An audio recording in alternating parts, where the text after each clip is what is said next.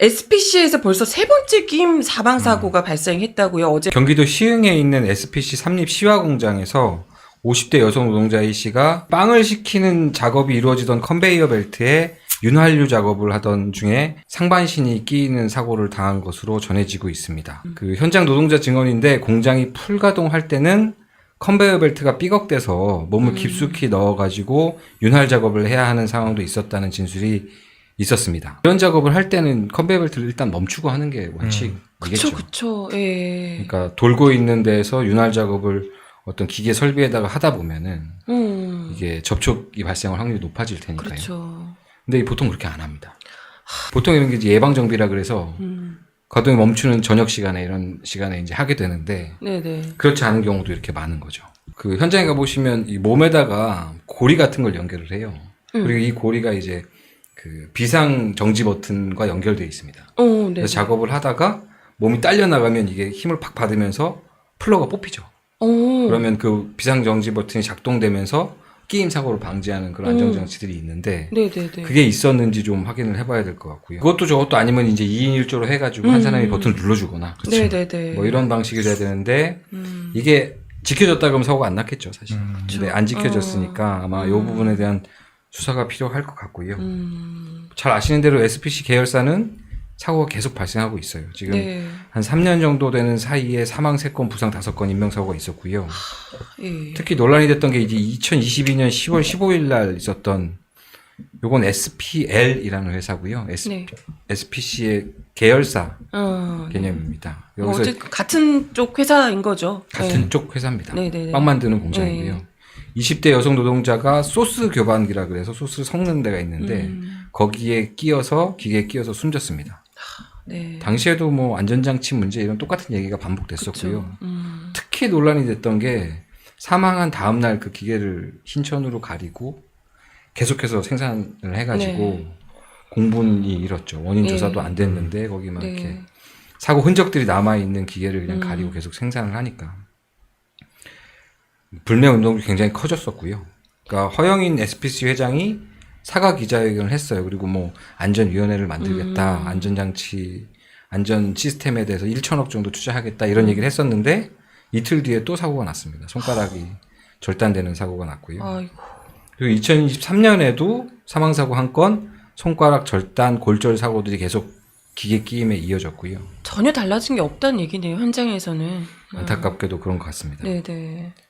이게 이제 사고가 발생했는데 사망사고이기 때문에 중대재해처벌법에 해당할 가능성이 높고요. 네네. 이게 법을 보면은 상시 근로자 5인 이상 사업장 사망자 1명 이상 발생하면은 중대산업재해로 볼 수 있습니다. 네.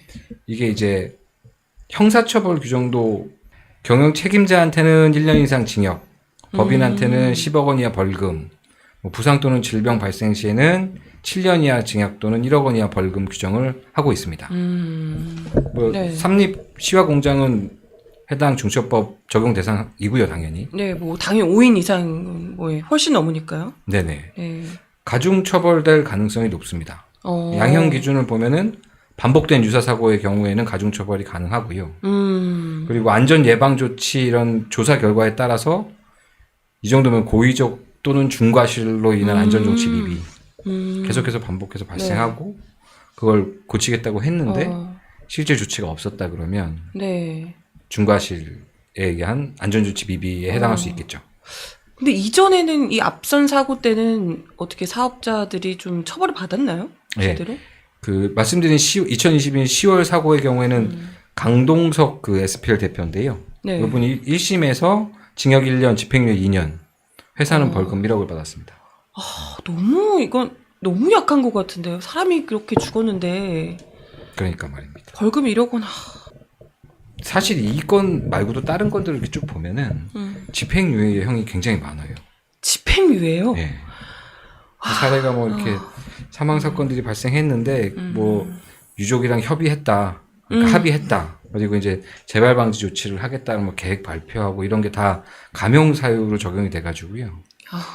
징역형이 집행유예형으로 바뀌는 경우가 많이 있습니다. 사실 이게 중처법이라는 거는 산재예방법이랑 좀 다르니까 그러니까 중대한 과실, 그러니까 산업재해가 발생했을 때는 처벌을 하자 이런 내용이잖아요. 네네. 근데 이렇게 저렇게 깎아주고 나면은 그러니까요.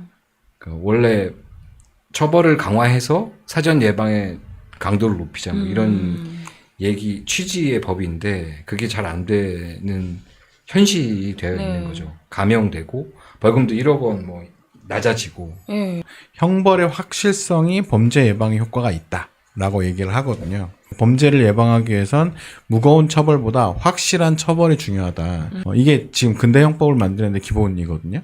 그러니까 범죄를 저지르고도 처벌받지 않을 수 있다는 가능성이 있으면 범죄 예방 효과가 떨어진다는 거예요. 이 경제 문제, 특히 이런 산업재해나 이런 문제와 관련해서 핵심은 구속이 되지 않는다는 거거든요.